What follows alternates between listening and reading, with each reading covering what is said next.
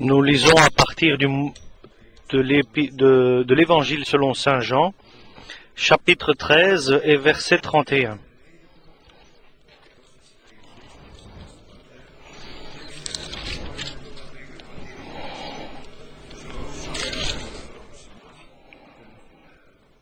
Lorsque Judas fut sorti, Jésus dit: maintenant le Fils de l'homme a été glorifié, et Dieu a été glorifié en lui. Si Dieu a été glorifié en lui, Dieu aussi le glorifiera en lui-même, et il glorifiera bientôt. Mes petits enfants, je suis pour peu de temps encore avec vous. Vous me chercherez, et comme j'ai dit aux Juifs, vous ne pouvez venir où je vais. Je vous le dis aussi maintenant. Je vous donne un commandement nouveau. Aimez-vous les uns les autres comme je vous ai aimés. Donc, c'est le dernier soir. Notre Seigneur a un repas avec ses disciples et à cet endroit, à ce moment-là, se passent des événements importants et significatifs. Nous savons que Judas est là avec les 30 pièces dans sa poche. Il se sépare des disciples et le diable entre en lui. Maintenant, le Seigneur reste avec les 11 disciples et il doit leur révéler certaines choses, des choses qui vont arriver et certaines choses que personne ne sait si le Seigneur lui-même n'avait pas annoncé aux disciples. Judas sortit. Lorsque Judas fut sorti, Jésus dit: maintenant le Fils de l'homme a été glorifié. Donc maintenant nous entrons dans la gloire du Fils de Dieu. Et dans la gloire du Fils de Dieu, il y a aussi le mépris du Fils de l'homme, de celui qui était l'agneau qui a été sacrifié. Et cela, ce mépris des autres, c'est ce que le Seigneur déclare, c'est une gloire pour lui, ce qui va se passer. il ne voit pas ce qui va se passer, mais il regarde vers la fin de la situation. Donc, ne regarde pas le début des choses, mais examine la fin et regarde vers la fin. Peut-être que quelque chose commence bien, très bien, mais la fin peut être tragique. Et alors, bien sûr, c'est une situation tragique. Et plusieurs fois, les choses commencent difficilement, mais ce qui est important et significatif, c'est la fin. C'est que la fin soit une bénédiction. Donc, pour nous tous, cela vaut. Le Seigneur nous dit, entrez par la porte étroite et le chemin difficile. Mais c'est ce chemin-là qui va t'amener dans la vie éternelle. Et nous savons que, au début, si le chemin est large et la porte grande, ce chemin-là mène à la perdition. Et quelle est la différence de la grande porte et de la petite porte? La différence est que le chemin du chrétien a beaucoup de souffrances et de difficultés. Et sur le chemin du Christ, tu ne fais pas ce que tu désires ou ce que tu veux, mais tu dois faire ce que le Seigneur veut de toi. Et ça, nous devons tous le savoir dans notre vie. Et même la chair le désire, et le cœur aussi, et l'esprit le veut aussi. Chacun veut les siens. Et les convoitises de la chair guident l'homme, dirigent l'homme, et les convoitises de l'œil, de ce qu'il voit, le guide aussi, le dirige, mais cela guide l'homme et le dirige vers le chemin qui est large et facile et la grande porte. Tu entres facilement et glorieusement dans cette voie en contradiction avec le petit chemin difficile, la petite porte. Tu entres avec humilité. Et nous revenons donc dans la grande porte où là tu vas profiter du péché, mais dans le chemin difficile tu vas passer des épreuves délicates. La volonté de Dieu qui limite ses actes. Et il limite le cœur de l'homme dans ses convoitises. Mais le chemin large, nous savons qu'il guide et qu'il dirige vers la perdition. Et le chemin qui est étroit, difficile, mène vers la vie éternelle dans le royaume de Dieu. Il est nécessaire que nous prenons conscience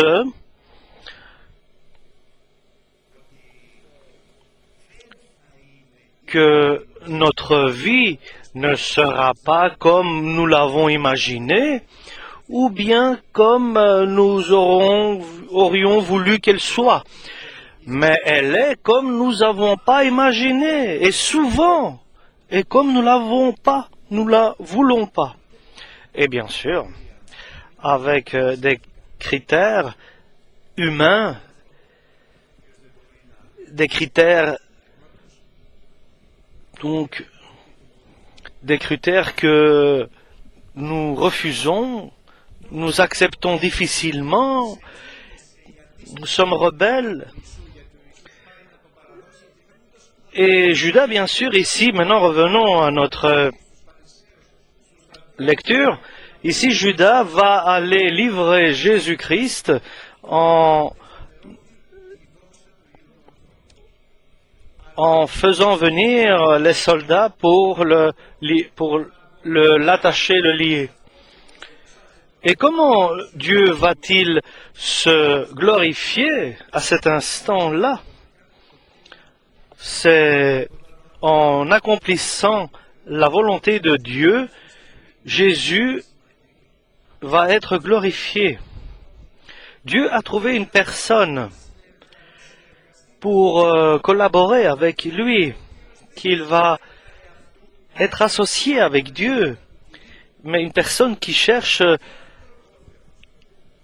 la volonté du Père, une personne avec qui il peut collaborer, auquel il peut donner des commandements ou des prescriptions à accomplir. Lorsque l'homme prend cette décision ferme et sans changer de position, à partir de maintenant, je ne ferai pas ce que je désire, mais ce que le Seigneur veut. Je ne vais pas faire ce qui me plaît, mais ce qui plaît à Dieu. Et je n'aurai pas mes propres projets, mes propres volontés, non. Mais je laisserai Dieu qu'il prépare ma vie et qu'il organise ma vie. Et ne pensez pas que ce chemin sera facile. Et c'est un chemin difficile et avec des souffrances aussi. Mais ce sera en même temps spirituellement rempli de bénédictions et la présence de Dieu sera là. Et tu auras bien sûr Dieu avec toi. Dieu témoignera aussi avec toi. C'est Dieu qui va agir parce qu'il est dit, il agit parmi ceux qui ont la foi parce que tu vas bénéficier la bienveillance de Dieu, pas pour que tes affaires aillent mieux, mais que ta vie spirituelle aille mieux. Et comment la vie spirituelle va mieux? La vie spirituelle de l'homme, chers frères et sœurs, va bien lorsque Dieu, par Jésus-Christ, agit avec l'homme et que l'homme travaille dans l'œuvre du Seigneur. Alors il y a un résultat. Alors il obtient la sagesse, l'intelligence. Alors il reçoit avec cette collaboration avec Jésus. Jésus va devant lui, il lui ouvre le chemin, il le dirige et il lui ouvre des chemins qu'il n'aurait pas pu imaginer qu'ils auraient pu s'ouvrir. Il vit des moments qu'il n'aurait jamais pu imaginer qu'ils existent.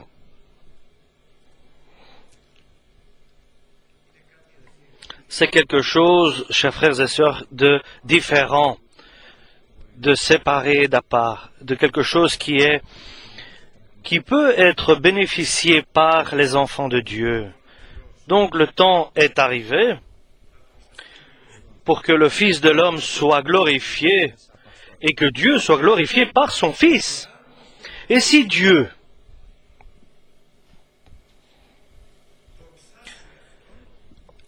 va le glorifier, a été glorifié en lui, Dieu aussi le glorifiera en lui-même. Et je le relis. Et Dieu a été glorifié en lui. Dieu donc va glorifier Jésus dans sa présence. Et dit tout immédiatement, c'est un chemin bien précis que nous devons faire dans notre vie. D'abord, dans nos pensées. Lorsque l'homme prend une décision d'accomplir la volonté de Dieu et pas sa propre volonté, sous n'importe quelle condition, même si ce sont des conditions difficiles, et souvent ce sont des conditions difficiles, alors Dieu est glorifié dans la vie de l'homme. Et lorsque Dieu est glorifié dans la vie de l'homme, alors Dieu décide, c'est-à-dire lorsque l'homme glorifie Dieu dans sa vie, alors Dieu décide de glorifier cet homme-là dans sa présence. Et surtout, immédiatement. Et nous avons dit souvent que la parole de Dieu, le christianisme, c'est quelque chose qui est une multiplication. Est-ce que tu prends la décision d'accomplir la volonté de Dieu?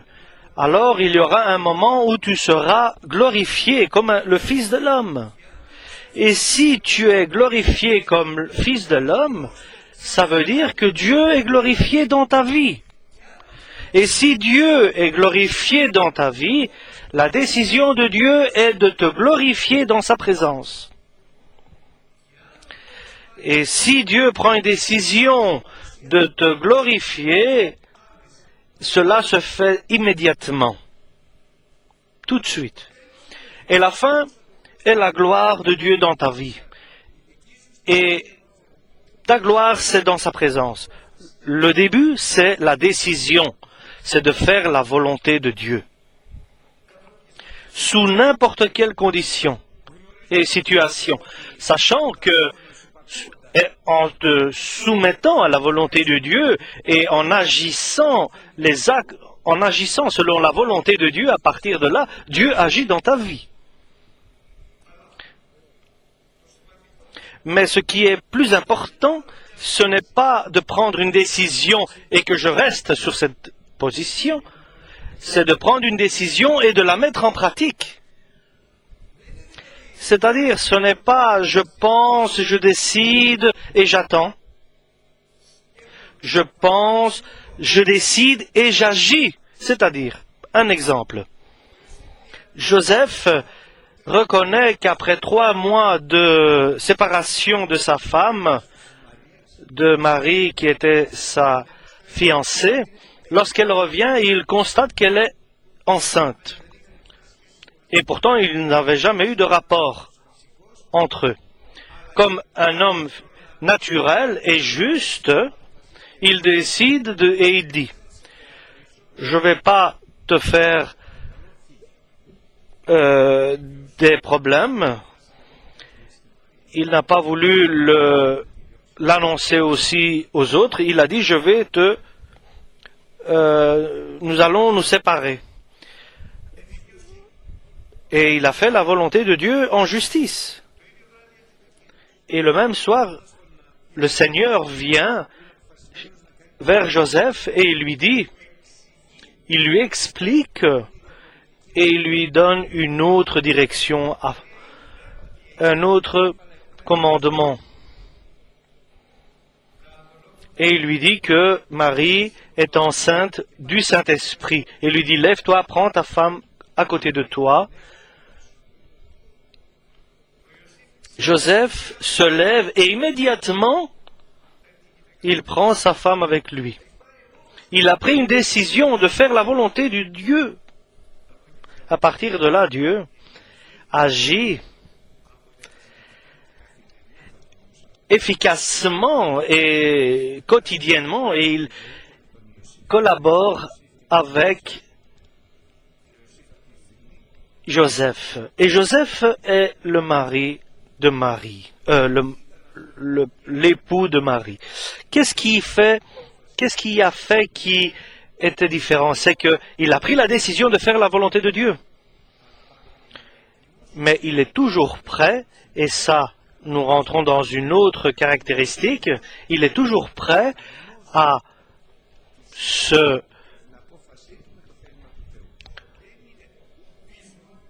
suivre la volonté de Dieu. Il n'est pas quelqu'un qui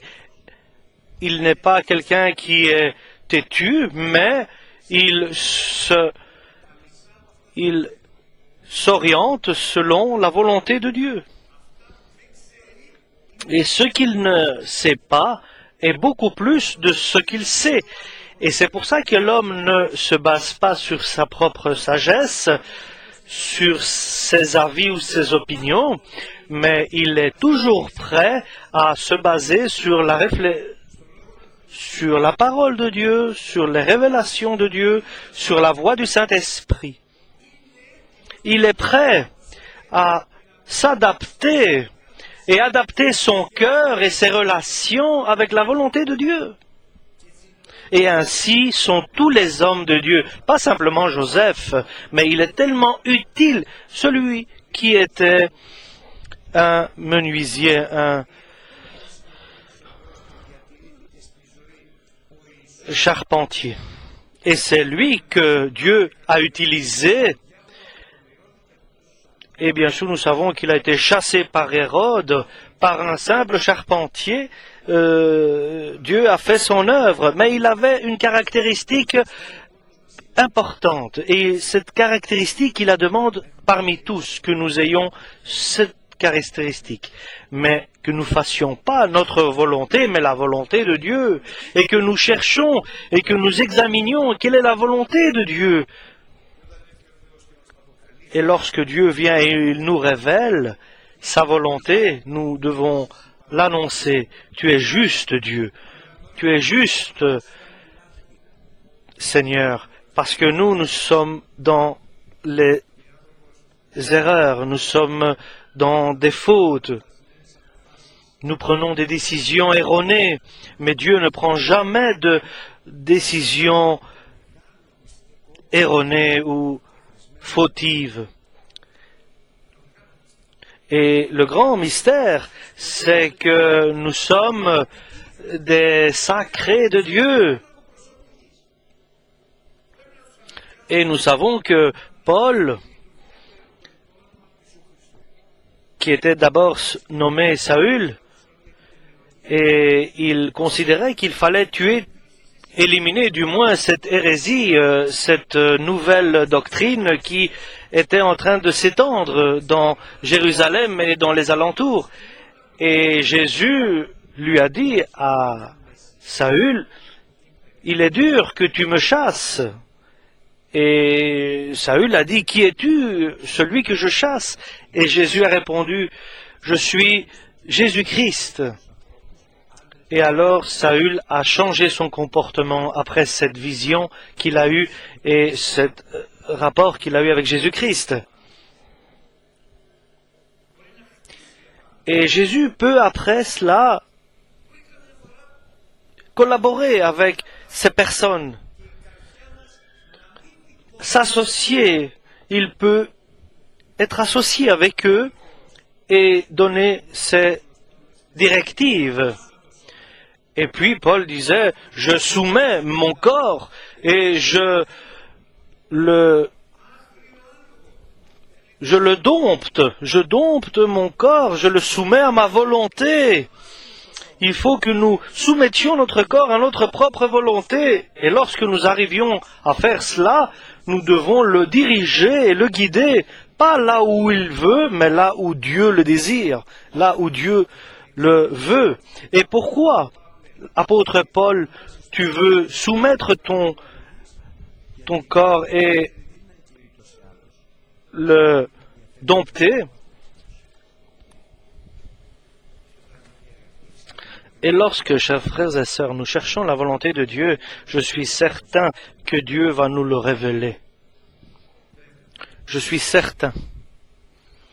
Et lorsque, surtout, nous avons pris la décision de faire la volonté de Dieu, et il va nous le révéler, et il va nous donner de la force pour que nous puissions l'accomplir. Donc, puisque notre Seigneur a expliqué le début de sa gloire, il s'adresse à ses disciples. « Mes enfants, leur dit-il, je suis pour un peu de temps encore avec vous. Vous me chercherez, et comme j'ai dit aux Juifs, vous ne pouvez venir où je vais. Je vous le dis aussi maintenant. Et non seulement cela, mais je vous donne aussi un nouveau commandement. Aimez-vous les uns les autres comme je vous ai aimé. Vous aussi aimez-vous les uns les autres. Pourquoi? Et souvent que nous voyons que notre Seigneur explique pourquoi il donne ce commandement ou un commandement. Ce n'est pas simplement je te donne un commandement et va-t'en. Parce que si vous aimez les uns les autres, si vous aimez les uns les autres, alors tout le monde verront que vous êtes vraiment mes disciples et tout le monde accepteront vos paroles comme ils ont accepté les miennes. Et ce qui intéresse à Jésus-Christ pour ses disciples, c'est C'est une chose, c'est le salut des hommes. Il veut rien de plus. C'est le salut de l'humanité. Il désire, il veut présenter son Église et montrer qu'elle est à lui. Il veut montrer aussi ses disciples et il dit, vous êtes la lumière du monde. Une ville qui est au-dessus d'une montagne ne peut pas être cachée. Et les hommes doivent voir vos bonnes œuvres pour glorifier notre Père, le Père céleste. Donc, la volonté de Dieu c'est de te présenter. Et lorsque Dieu te présente et te publicite, alors il te va te publiciter lorsque tu seras digne et digne de confiance. Si tu n'es pas digne de confiance, il ne va pas te publiciter, il va te cacher, parce que le Seigneur connaît nos faiblesses, nos péchés, nos fautes, nos ignorances, et il nous couvre. Mais ce n'est pas sa volonté de nous couvrir, sa volonté c'est de nous présenter aux autres, de nous présenter, de nous publiciter lorsque nous allons dans notre travail, de nous publiciter autour de nous, dans notre famille, dans nos voisins. Personne, nous dit-il, qui allume une lampe ne la cache sous la table, mais il la met sur la table pour que la maison soit éclairée. Et d'abord, il allume la lampe pour que cette lampe puisse donner sa lumière. Et ce que nous devons comprendre, et c'est ce que Dieu nous donne pour que nous puissions bien comprendre, que Dieu t'a besoin pour que tu puisses éclairer. Il a besoin de toi. Il n'a personne d'autre autour de toi qui peut allumer une lumière pour que tu puisses éclairer. Il n'a pas d'autres personnes auxquelles il peut publiciter. Il y a une église. Il y a beaucoup d'églises. Nous allons voir beaucoup d'églises qui vont utiliser le nom du Seigneur Jésus-Christ, mais il veut construire une, il veut édifier son Église qui est pure, comme la première Église apostolique. Ça, c'est la volonté de Dieu. Surtout, ces derniers temps que nous vivons, le Seigneur vient. C'est-à-dire, c'est de préparer des serviteurs et que ces serviteurs puissent allumer la lampe pour qu'ils puissent éclairer une église pure, sans défaut, sans rides, sans tache, sans péché, qui ait les caractéristiques d'aimer les uns les autres, de s'aimer les uns les autres, pour que le Seigneur puisse leur révéler, comme à des enfants, ces mystères. Et ça, c'est la volonté de Dieu. Et quelle est notre volonté à nous, notre désir à nous? Je veux que le Seigneur m'aide à mon travail. Oui, c'est bien. Oui, le Seigneur aussi désire t'aider.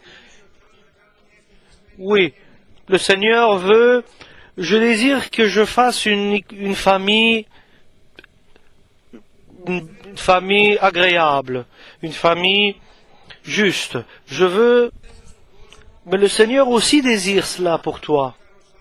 Je veux être une personne scientifique ou bien une personnalité importante. Oui, je pense que Dieu aussi le désire que nous soyons comme cela. Mais d'abord, avant tout, cherchez le royaume de Dieu et tout le reste vous sera ajouté, donné, vous sera. Et qu'est-ce que Dieu demande d'abord? À nous, d'abord, il nous explique. parce qu'il y a une grande importance comment nous mettons cela par hiérarchie. Ce qui est prioritaire dans notre vie, la première priorité pour la volonté de Dieu et pour chacun de nous, c'est d'abord demander le royaume de Dieu et sa justice, et tout le reste, le travail, la famille, la maison et toutes choses personnelles seront ajoutées, seront données. Donc, Dieu, que demande, qu'est-ce qu'il désire de nous? Qu'est-ce qu'il veut de nous? Et la réponse est la suivante, chers frères et sœurs. Ça, c'est la volonté de Dieu. C'est de croire en celui que Dieu a envoyé, Jésus-Christ. Ça, c'est le commandement de Dieu. Et nous allons lire aussi cela. Et c'est unique, c'est un commandement unique qui est simplement écrit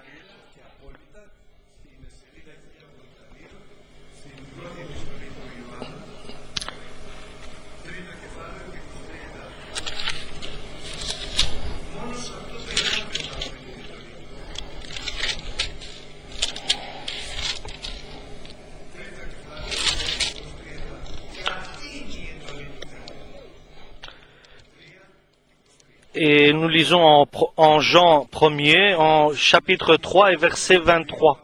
C'est ici son commandement, que nous croyions au nom de Jésus-Christ et que nous nous aimions les uns les autres, selon le commandement qu'il nous a donné. Pour nous, c'est d'abord de demander le royaume de Dieu et sa justice. Pour Dieu, c'est ayez confiance en Jésus-Christ. Aimez-vous les uns les autres et vous serez utiles dans la vie. Et alors, nous allons lire aussi dans les Proverbes, et nous allons le voir dans les Proverbes, le chapitre 6 et verset 20.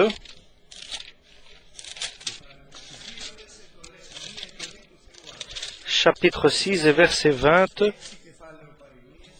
au Proverbe. Mon fils, nous dit Dieu, garde les préceptes de ton père. Et quels sont ces préceptes? C'est d'avoir confiance en Jésus et d'aimer ton frère comme Jésus t'a aimé. Et deuxièmement, et ne rejette pas l'enseignement de ta mère. Quelle est notre mère, c'est Jérusalem, c'est la mère de nous tous, c'est la première église apostolique de laquelle nous avons naquis. C'est de là que nous sommes nés. Ce qui est écrit pour nous, c'est la parole de Dieu et c'est la loi de Dieu. Et le résultat est le suivant. Verset 22. Lorsque tu t'y diriges dans ta marche, ils te garderont sur la touche.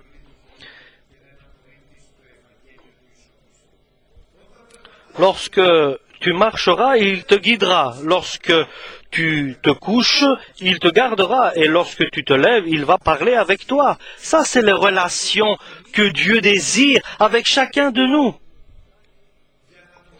Pour qu'il l'établisse digne, serveur choisi, et qu'il soit utile, sanctifié et prêt pour chaque bonne œuvre.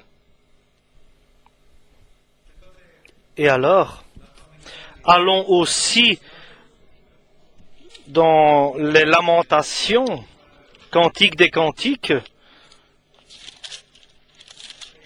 au chapitre 6, au Cantique des Cantiques, et verset 8.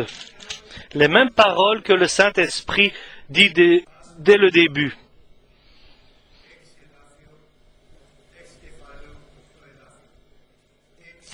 Il y a 60 reines et 80 concubines, et des jeunes filles sans nombre. Une seule est ma colombe. C'est celle que le Seigneur désire édifier à la fin des temps. Et quelles sont les caractéristiques?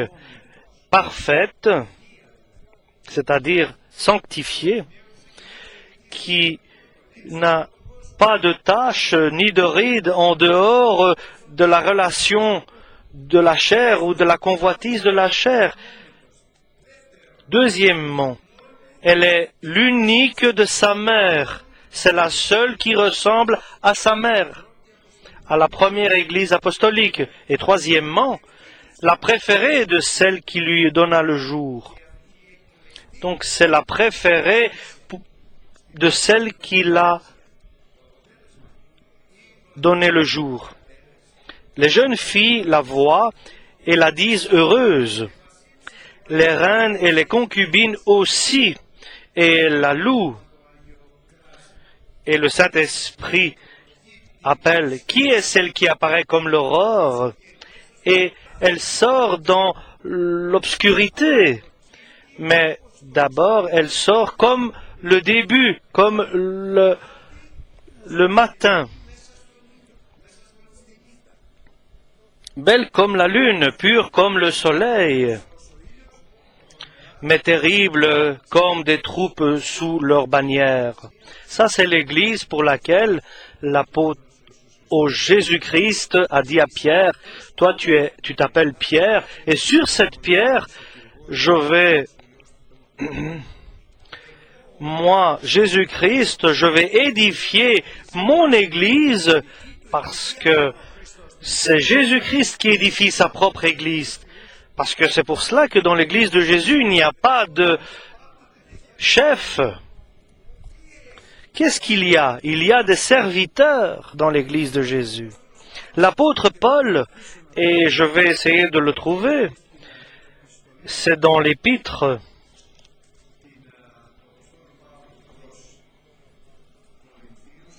aux Corinthiens. Épître aux Corinthiens, il dit, je ne...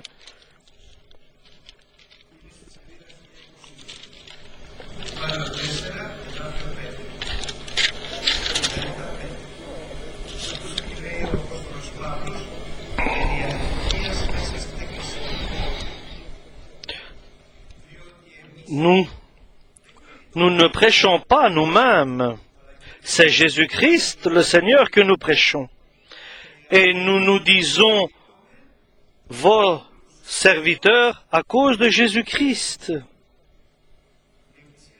Donc, l'Église n'a pas de chef, n'a pas de despote. Il n'y a pas de personnes qui sont les dirigeants. Nous sommes des serviteurs, des frères. Il n'y a que des serviteurs dans l'Église de Jésus-Christ. Lorsque l'Église de Jésus-Christ acquiert des dirigeants, alors ce n'est plus l'Église de Jésus-Christ. Et ce n'est pas non plus alors la colombe de Jésus-Christ. Donc, l'effort de Jésus-Christ, ce jeudi-là, c'est d'expliquer, de guider, de révéler les choses de l'Église qui ont à voir avec chacun personnellement. Et ici, Pierre ne comprend pas. Et Pierre dit, tu vas partir et on ne sait pas où tu iras. Et là où tu vas, pourquoi ne pourrions pas non plus venir? Où vas-tu en fin de compte, Seigneur? Et Jésus répond à Pierre, là où je vais, maintenant, tu ne peux pas me suivre. Plus tard, tu pourras venir. Mais maintenant, tu ne peux pas me suivre. Et Pierre, qui n'est pas encore l'apôtre Pierre, mais qui est Simon, le fils de Jonas, il dit, Seigneur, que dis-tu là que je ne peux pas te suivre maintenant? Et même à la mort, je vais donner mon âme à la mort pour te suivre. Et vous voyez, chers frères et sœurs, comment parle l'homme avec, je pourrais dire, avec beaucoup d'élan et... Oui, Pierre le croit, mais cela ne veut pas dire qu'il a raison, et cela est très important. Nous devons mettre ça dans notre cœur. Je le crois. Ce n'est pas parce que je le crois que j'ai raison. Oui, parce qu'ici, Pierre, lorsqu'il dit ça, il croit qu'il a raison. Mais c'est le Christ qui a raison, sa parole. Et nous devons nous libérer et nous changer et nous évacuer ces pensées, ces pensées que nous avons. C'est mieux de dire « Enseigne-moi, Seigneur, quelle est ta volonté ?» Enseigne-moi, Seigneur Jésus-Christ, le chemin sur lequel je dois me diriger. Je ne sais pas. Je suis petit et sans importance. Enseigne-moi, éduque-moi. Il est pas bien de dire « je sais ». Il est pire même d'enseigner les autres en pensant savoir. C'est pour cela que notre Seigneur, il nous dit, n'appelez personne votre maître. Il y a un qui est votre maître, c'est Jésus. Et n'appelez personne votre enseignant, c'est Jésus. C'est pour cela, celui qui guide un aveugle, qui dirige un aveugle, ils vont tomber tous les deux dans un trou. Et il a dit aux Juifs que puisque vous dites que vous voyez, alors vos péchés restent d'actualité.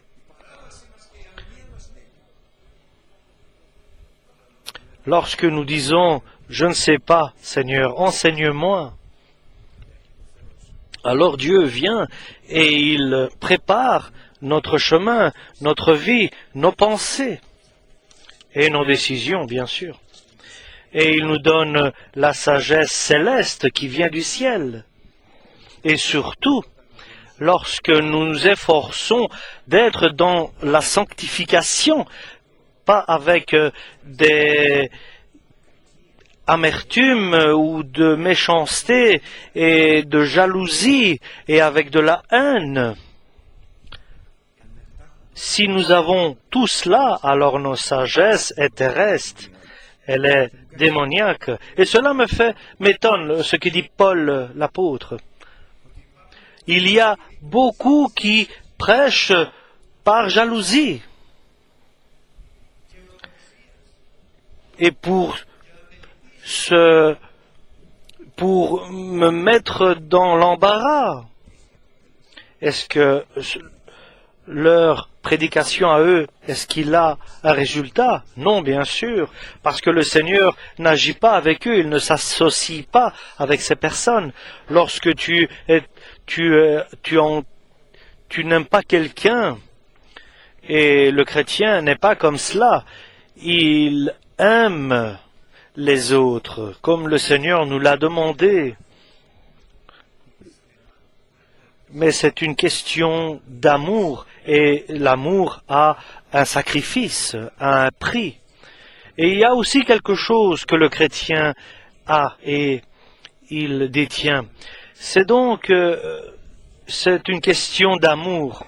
Et comme Jésus aime Pierre, et il voit qu'il fait une erreur, il ne le met pas dans l'embarras en lui faisant des reproches, mais il lui dit, ce soir, le coq, avant qu'il siffle, avant qu'il chante 3 fois, tu m'auras renié 3 fois avant que le coq chante. Et le coq, il chante vers 6 heures du matin. Donc il lui dit, dans 5-6 heures, et là ce que tu me dis, que tu iras même jusqu'à la mort pour moi, dans 6 heures tu vas me renier, et tu verras que c'était une faute de ce que tu as dit. C'était une faiblesse. Et ça, c'est la parole de l'homme, de l'être humain, et l'autre, c'est la parole du Christ. Et c'est pour cela, dans la parole de l'homme, nous ne devons pas intervenir, mais demander la parole de Dieu. Et dans leur cœur, il y a maintenant un trouble. Ils sont troublés, parce que le Seigneur dit, là où je vais aller, vous ne pourrez pas venir. Et l'apôtre Pierre dit, entend que dans 6 heures, tu vas me renier 3 fois. Et son cœur est en train d'être troublé. Mais le Christ ne veut pas que nous soyons troublés. Il veut des cœurs qui soient en paix. Il y a le prince de la paix, et que votre cœur ne soit pas troublé, et ne croyez pas en vous-même, et ne croyez pas que vous avez raison, mais croyez en Dieu qui a raison, et au Christ. Et c'est un grand enseignement que l'homme doit avoir. N'aie pas confiance en toi ou aux hommes, aux êtres humains qui sont naturels comme nous, qui sont sans importance. Mais le Père Dieu, nous devons avoir confiance en lui, parce que c'est lui qui prend, qui s'occupe de nous, parce que c'est lui qui va nous donner le salut. Et apprenez que dans la maison de mon Père, il y a beaucoup d'appartements. Sinon, je vous aurais dit qu'il n'y a pas, mais il y a. Dans la demeure de mon Père, il y a beaucoup de maisons pour vous. Un endroit pour vous, je vais préparer. Et pour que nous puissions comprendre que de Thessalonique vont arriver des frères, et nous devons préparer aussi l'endroit où nous allons hospitaliers, nous allons recevoir, et dans notre hospitalité, nous allons recevoir les frères de Thessalonique et préparer un endroit pour eux, pour qu'ils soient joyeux et heureux d'être là parmi nous. Et c'est le Christ qui fait ça. Il nous prépare pour que nous puissions bénéficier du Père, du Fils et du Saint-Esprit lorsque nous serons dans le ciel, dans le royaume de Dieu. Les anges crient, l'Église arrive. Et nous aussi, nous nous préparons un endroit dans notre cœur et nous disons, Jésus-Christ arrive. La préparation ici sur la terre et préparation dans le ciel. Donc soyez prêts, parce que chaque moment où vous ne pensez pas, le Christ, Jésus-Christ arrive. Amen.